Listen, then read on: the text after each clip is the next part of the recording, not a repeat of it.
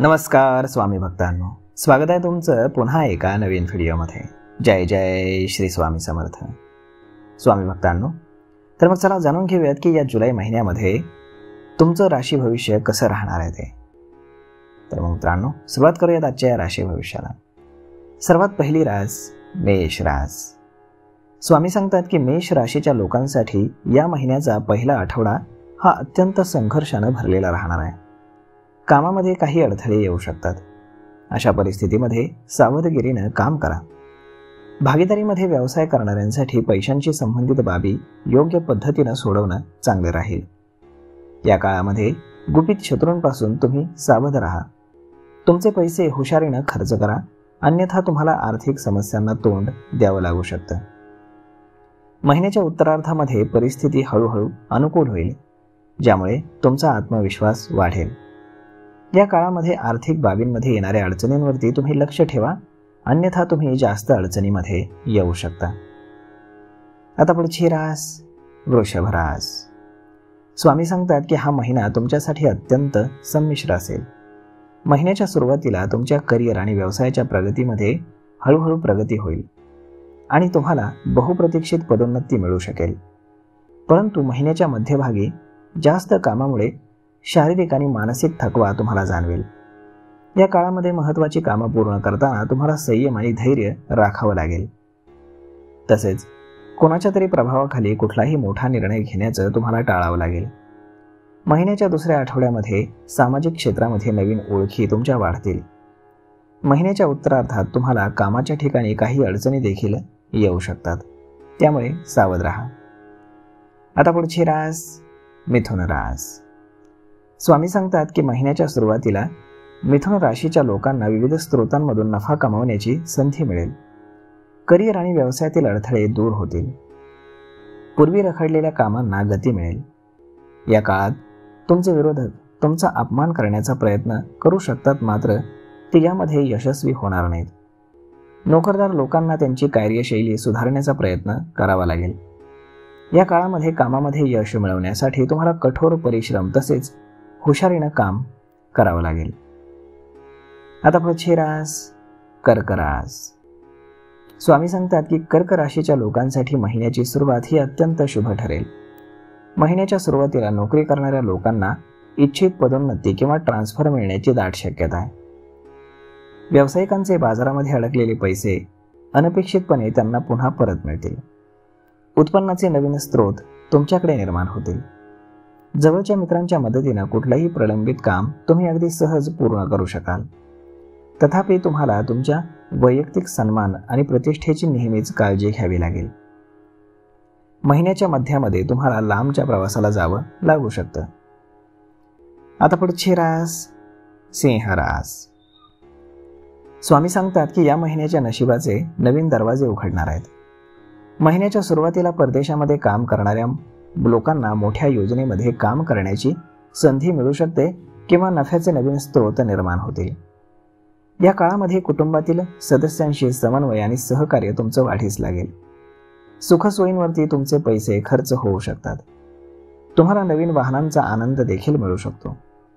महिन्याच्या मध्यामध्ये कुटुंबासह एक मोठा धार्मिक कार्यक्रम तुम्हाला करता येईल. जर तुम्हाला कोणतीही जमीन किंवा घर खरेदी किंवा विक्री करायची असेल तर महिन्याचा दुसरा सप्ताह यासाठी चांगला राहील. आता पुढची रास कन्या रास. स्वामी सांगतात की कन्या राशीच्या लोकांसाठी हा महिना चढउतारांनी भरलेला असणार आहे. महिन्याच्या सुरुवातीला तुम्हाला कामाच्या ठिकाणी तुमच्याच सहकाऱ्यांकडनं विरोध होऊ शकतो. या काळात तुम्हाला राजनैतिक पद्धतीनं काम करून तुमचं काम सिद्ध करण्याचा प्रयत्न हा करावा लागेल. एकंदरीत तुमच्या कामाच्या शैलीमध्ये तुम्हाला बदल आणण्याचा प्रयत्न करावा लागेल. परंतु लोकांच्या प्रभावाखाली येऊन कुठलाही मोठा निर्णय तुम्ही घेऊ नका आणि स्वतःवरती पूर्ण विश्वास ठेवा. कलाविश्वाशी संबंधित लोकांना आळस सोडून संधीचा पुरेपूर फायदा घ्यावा लागेल, अन्यथा हे प्रकरण हाताबाहेर गेल्यावरती पश्चात्तापाशिवाय तुमच्या हातात काहीही उरणार नाही. आता पुढची रास तुळ रास. स्वामी सांगतात की या महिन्यामध्ये तुळ राशीला सर्वाधिक सावध आणि सकारात्मक राहावं लागेल. महिन्याच्या सुरुवातीला लपलेले शत्रू तुमच्या योजनांना उलथवून टाकण्याचा कट रचतील. कोणत्याही कठीण आव्हानांवरती मात करण्यासाठी तुम्ही तुमच्या शहाणपणावर आणि रणनीतीवरती अवलंबून राहावं लागेल.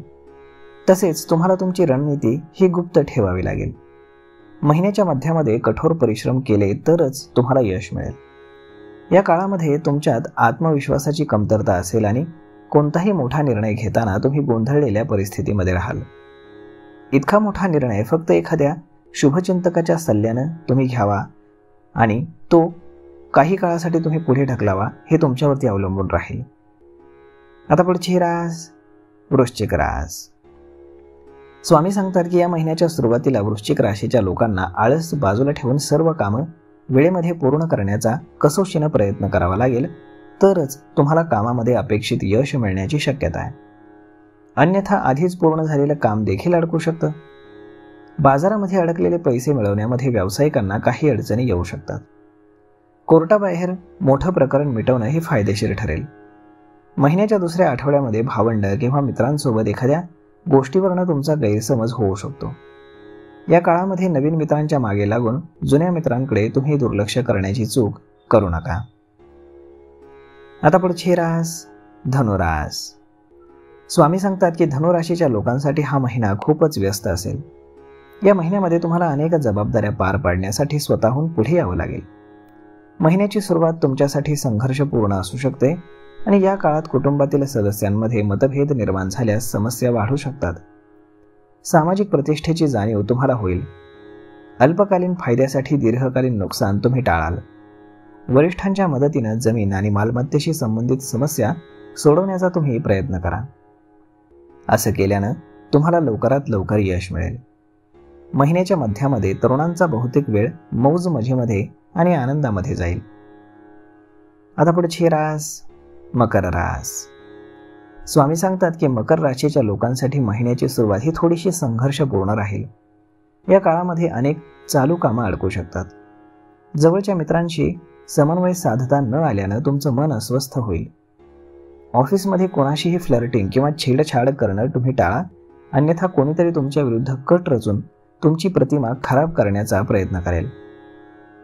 या काळामध्ये स्पर्धा परीक्षांची तयारी करणाऱ्या विद्यार्थ्यांना पूर्ण एकाग्रतेनं तयारी करावी लागेल आणि दुसऱ्या आठवड्यामध्ये तुम्हाला काही प्रमाणामध्ये आराम मिळू शकेल.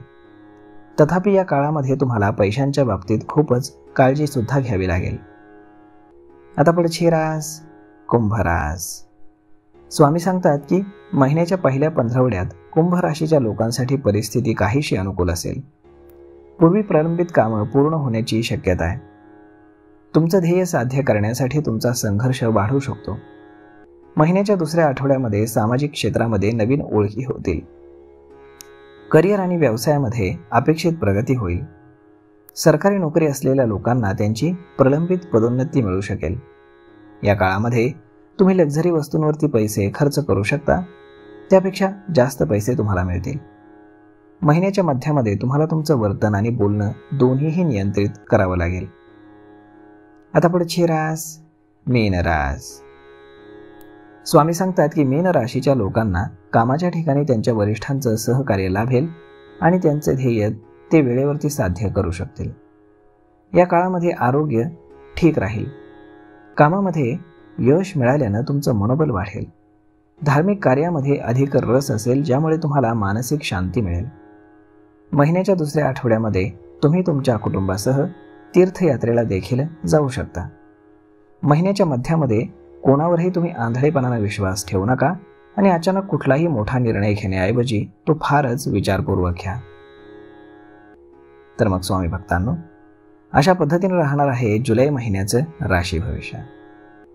तर मग हा व्हिडिओ, ही माहिती तुम्हाला कशी वाटली हे तुम्ही आम्हाला कमेंट करून नक्कीच सांगा. आणि जर आवडली असेल तर आपल्या जवळच्या मित्रमंडळींसोबत देखील हा व्हिडिओ तुम्ही शेअर करायला विसरू नका. धन्यवाद.